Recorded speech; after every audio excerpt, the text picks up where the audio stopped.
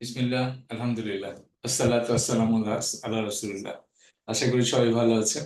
এই সপ্তাহের আহ, যেই কথা বলতে বসলাম, আহ, এটি আসলে আমি কয়েক সপ্তাহ ধরে চিন্তা করছি যে এটা নিয়ে বলা দরকার। সেই তারপর দেরি হয়ে গেল কথা বলতে। আমি এর আগে একটি কথা বলেছি যে ইসলামিক পার্সপেক্টিভ থেকে আমরা হ্যাবিটস নিয়ে, ডেভেলপিং পাওয়ারফুল হ্যাবিটস নিয়ে কথা বলেছি। তো সেইটারই একটা সাইড টক হিসাবে বা একটা অ্যাডিশনাল সাবজেক্ট হিসাবে আমি একটা তৈরি করেছিলাম। সেটা আমি আসলে ওই প্রোগ্রামে ভেবেছিলাম শেয়ার করব, বাট সেটি সেদিন করা হয়নি দেখে আজকে আমি ইনশাল্লাহ শেয়ার করতে চাই। সেটা হচ্ছে যে আমরা যখন 7 habits of highly effective people নিয়ে কথা বলি, তখন আমাদের জন্য একটি বিষয় হয়ে যায় যে আসলে এই যে এটার ভিতরে একটি খুব গুরুত্বপূর্ণ আসপেক্ট হচ্ছে এই 7 হ্যাবিটস এর ভিতরে। সেটি হচ্ছে পুট ফার্স্ট থিং ফার্স্ট, যেটাকে আমরা বলি প্রায়োরাইটাইজ প্রায়োর প্রায়োরিটাইজেশন। যখন আমরা বলি প্রায়োরিটাইজেশন, যখন আমরা এটা বলি, তখন আমাদের একটা চিন্তা হয় এই যে টাইম ম্যানেজমেন্ট, এই যে প্রায়োরিটাইজেশন, এবং এইটা নিয়ে যখন আমরা কথা বলি, এবং আমরা অনেক সময় এক্সেলেন্স নিয়ে কথা বলি। আমি যখন পার্সোনাল ডেভেলপমেন্ট নিয়ে কথা বলি, এক্সেলেন্স নিয়ে কথা বলি, তো আমাদের একটি প্রশ্ন সবসময় জাগে যে আসলে যারা আমরা মুসলিম, আমরা যে ইসলামিক কনটেক্সট থেকে যে এই এই প্রোডাক্টিভিটি নিয়ে যখন আমরা কথা বলি, এই যে productivity, how important this is from Islamic perspective. তো এবং এটি কি আসলেই কি খুবই গুরুত্বপূর্ণ? আমরা কি দুনিয়ার জন্য আমাদের এই প্রোডাক্টিভিটি কত ইম্পর্টেন্ট? এবং এটা অনেকে আমরা বিভিন্ন অর্গানাইজেশনে, আমি স্পেশালি প্রোডাক্টিভিটি নিয়ে অনেক কাজ করি এবং এটাকে অনেক প্রায়োরিটাইজেশন করে, প্রায়োরিটি দিয়ে আমরা এটাকে ড্রাইভ দেওয়ার চেষ্টা করি। So why productivity is so important, সেটা বলার জন্য আমি আসলে এই ফ্রম ইসলামিক পার্সপেক্টিভ প্রোডাক্টিভিটি কোন কোন অ্যাঙ্গেল থেকে আসে সেটার জন্য একটি নোট করেছিলাম। সেই নোট থেকে একটু আজকে আপনাদের সাথে শেয়ার করবো ইনশাল্লাহ। তা প্রথম যে বিষয়, যে আসলে মানুষ কেন প্রোডাক্টিভ হতে হবে আমাদেরকে, কেন প্রোডাক্টিভ হতে হবে? যদি আমরা একটি কথা বলি যে we we human being, we have a purpose. যে আসলে আমরা কোথা থেকে আসলে আমরা পারপাসটা পেলাম? আমরা আমাদের পারপাসটা আসলে কোথা থেকে আসলে আল্লাহ সুবহানাহু ওয়া তাআলা কুরআনে যেমন বলেছেন সূরা যারিয়াতের 56 নম্বর আয়াতে বলেছেন যে আমি মানুষকে, জিন এবং ইনসানকে এমনি সৃষ্টি করেন, আমরা এগুলো আমাদের ইবাদত করার জন্য সৃষ্টি করেছি। আবার আবার আমরা সূরা আল ইমরানে এর একটি আয়াতে আমরা বলি যে ইয়া আল্লাহ, আল্লাহ তুমি আহ, এই সমস্ত সৃষ্টি তুমি এমনিই করো নাই। হ্যাঁ, আহ, এই এমনি তুমি এগুলো সৃষ্টি করো নাই, অবশ্যই তুমি পারপাসফুলি এটা সৃষ্টি করেছো। এবং এই যে পারপাস ড্রিভেন লাইফ, এই পারপাস ড্রিভেন লাইফের জন্য আমাদের দরকার হয় পারপাস ড্রিভেন প্রোডাক্টিভিটি। তো এইটার জন্য আমরা রেফারেন্স হিসেবে বলতে চাই যে আল্লাহ সুবহানাহু ওয়া তাআলা বলেছেন যে এই পারপাসটা আসছে হচ্ছে কেন, যে আমি তোমাদেরকে সৃষ্টি করেছি অনলি টু ওয়ার্শিপ মি। আমরা এখানে যে বিষয়টি নিয়ে কথা বলতে চাই, ওয়ার্শিপ মানে যে শুধুমাত্র নামাজ, রোজা, হজ, জাকাত, এই বিষয়টা এরকম না আসলে।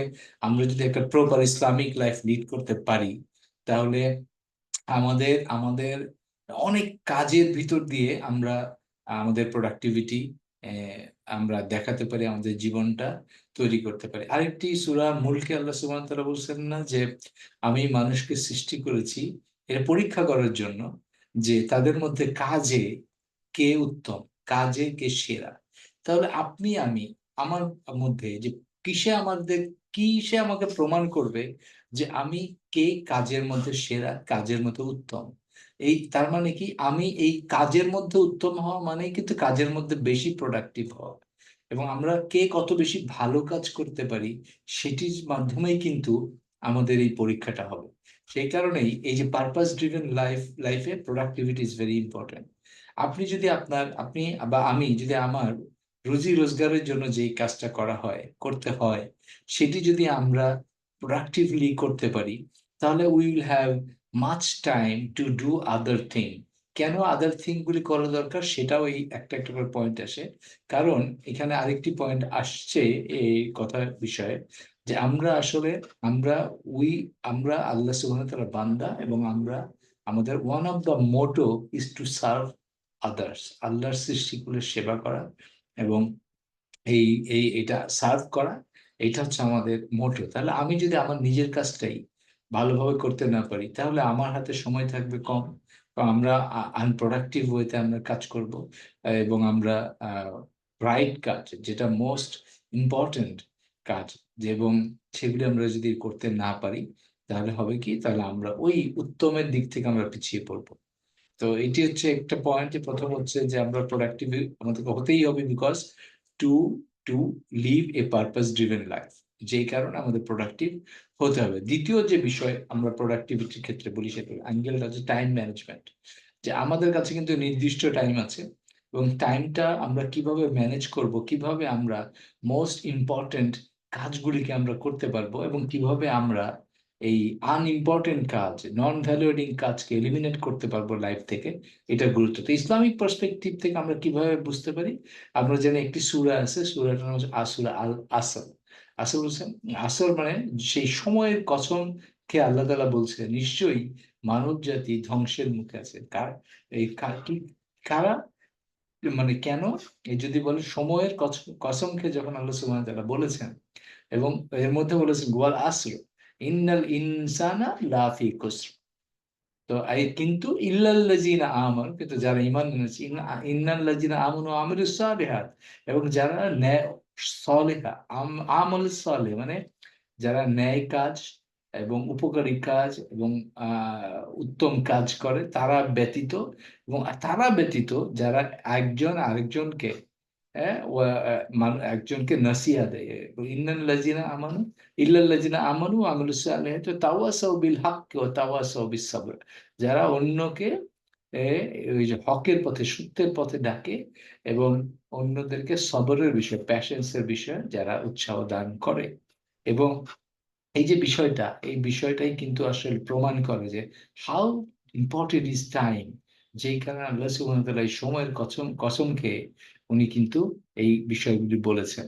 তাহলে এই, তার মানে কি, আপনি যদি আপনি আমি যদি এইভাবে চিন্তা করি, যে আসলে it is an obligation to us, it is an obligation to the all Muslims, যে আমরা অবশ্যই টাইম ম্যানেজমেন্ট আমাদেরকে শিখতে হবে, টাইম ম্যানেজমেন্ট করে আমাদেরকে দক্ষ হতে হবে, আমাদেরকে প্রোডাক্টিভ হতে হবে।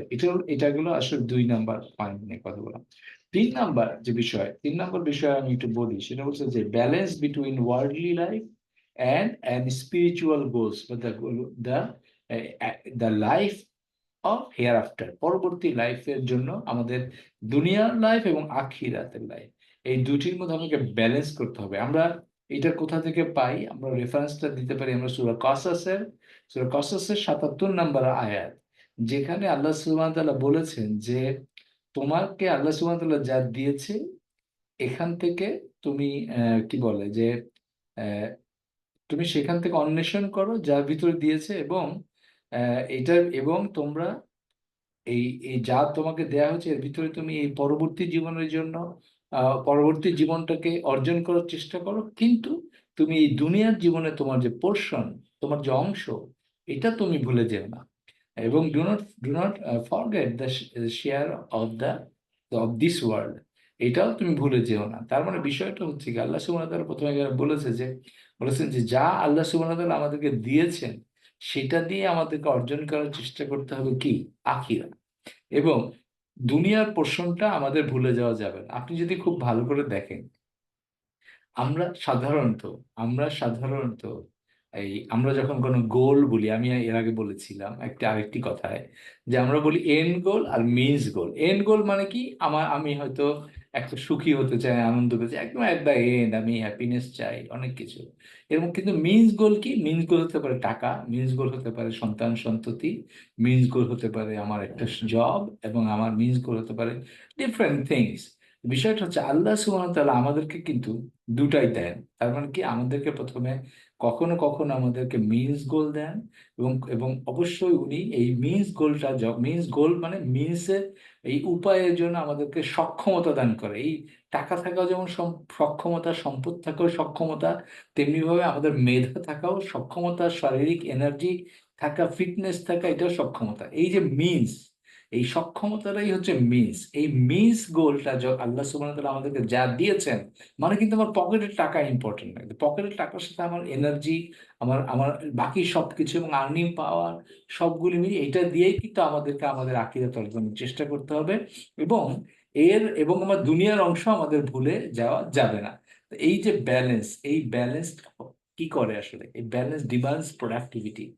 মানে কি, আপনি যে স্লট করে করে যে কাজ করবেন, আপনি দুনিয়া এবং আখিরাতে ব্যালেন্স করতে গেলে আপনাকে প্রোডাক্টিভ হতে হবে। আপনি যে প্রোডাক্টিভ পিপল, যারা যারা দুনিয়া এবং আখিরাতকে একসাথে কাজ করতে পারে দুইটা পক্ষের জন্য, তারা আসলে মোর প্রোডাক্টিভ।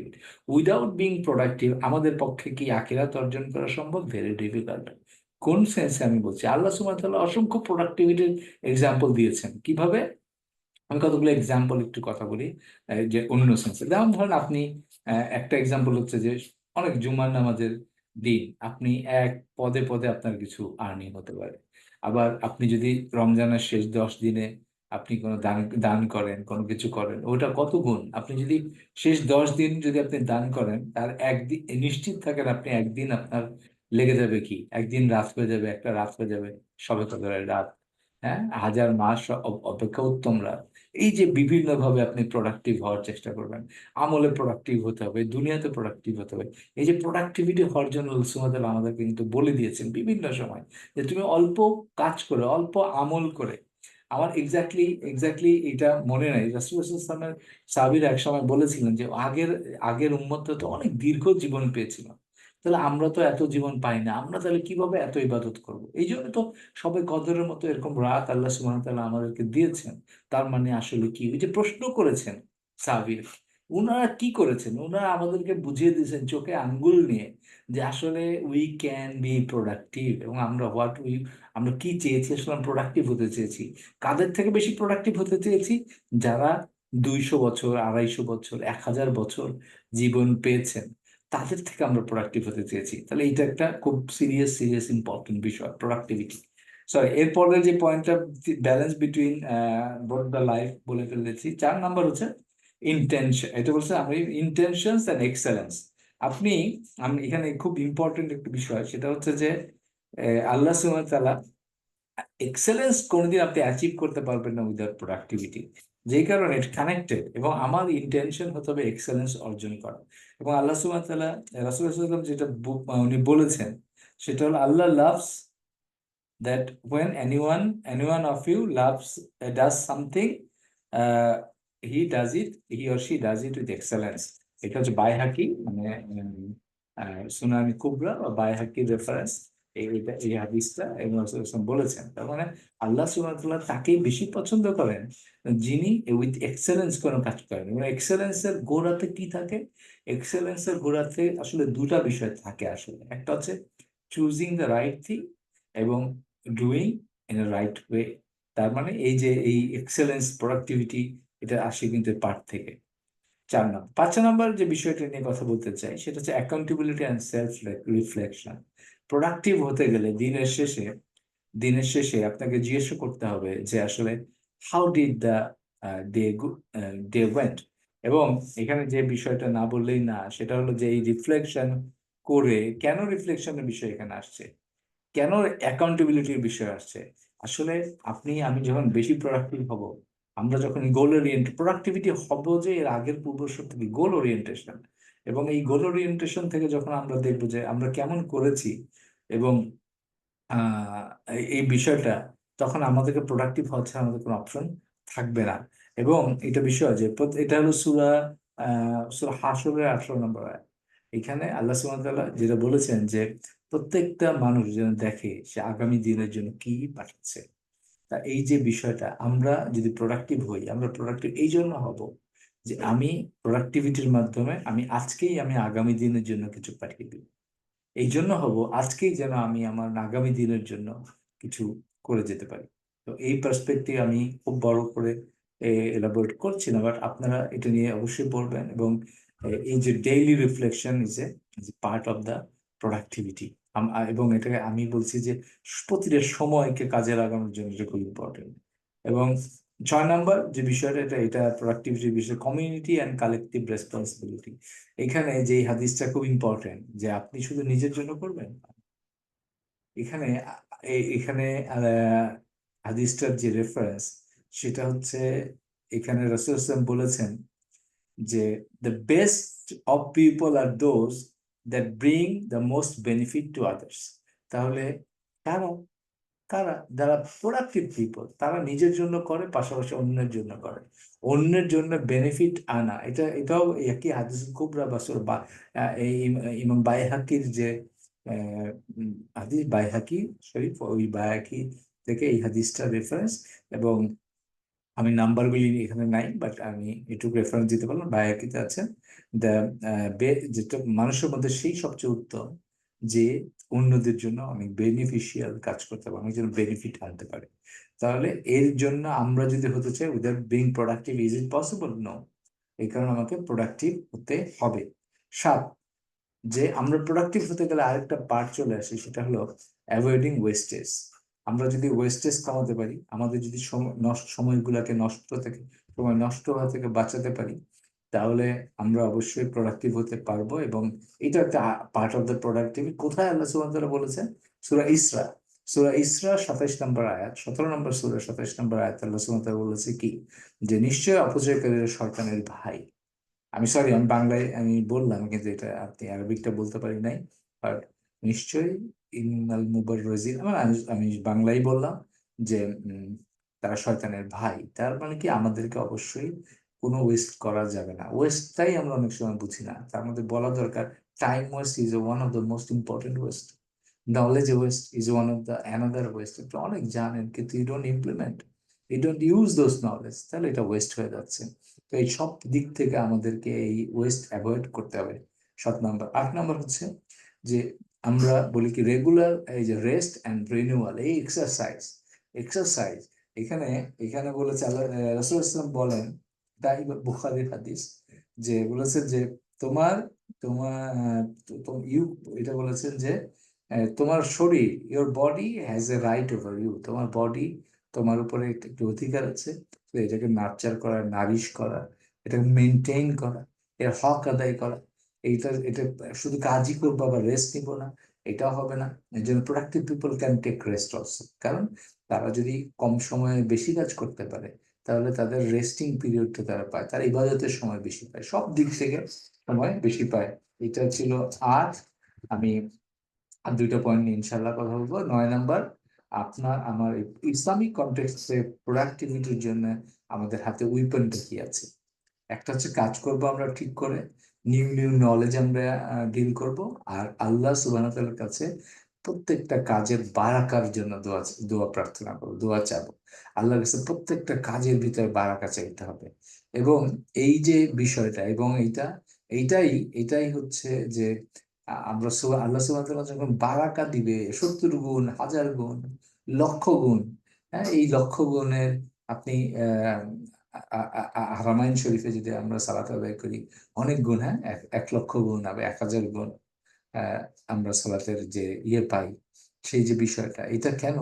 এই যে আল্লাহ সুবহানাহু ওয়া তাআলা যে কথার 70 গুণ, লক্ষ গুণ, 1000 গুণের যে বিষয়টা আসে কেন?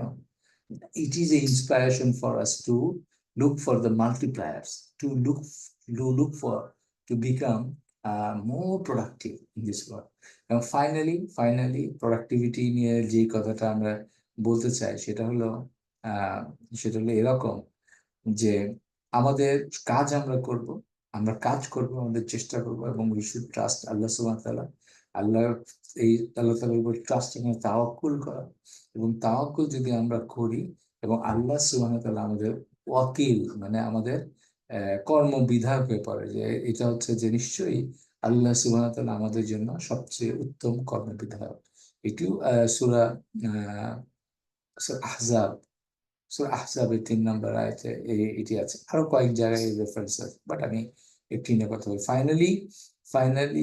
ফাইনালি ইসলামিক কনটেক্সটে যদি আমরা বলি, দুনিয়ার প্রোডাক্টিভিটি থেকে ইসলামিক কনটেক্সটের প্রোডাক্টিভিটি অনেক অনেক অনেক ইম্পর্টেন্ট, এবং অনেক, এইটা আমাদের যে প্রোডাক্টিভিটি আমরা চিন্তা করি এর থেকে অনেক বেশি। কিভাবে বেশি? একটা এক্সাম্পল দেয় যে nothing in this world is permanent, everything will die or will perish, কিন্তু the next life is eternal, eternity is there. Can you see the productivity in next life? How productive the next life is? তো এই জন্যই বলছি যে আপনি you embrace productivity in this life, and inshallah by embracing the productivity mindset in this life, inshallah we will reach that next life productivity, inshallah. এবং next লাইফের বারাকা আমাদের জীবনে, সবার জীবনে আসুক। এই বলে আজকের মতো এখানে শেষ করি। সুবহানাল্লাহ বিহামদি, আশহাদু আল্লা ইলাহা ইল্লা আনতা আস্তাগফিরুকা ওয়া আতুবু ইলাইক। আসসালাতু ওয়াসসালামু আলা রাসূলিল্লাহ। আসসালামু আলাইকুম ওয়া রাহমাতুল্লাহি ওয়া বারাকাতুহু।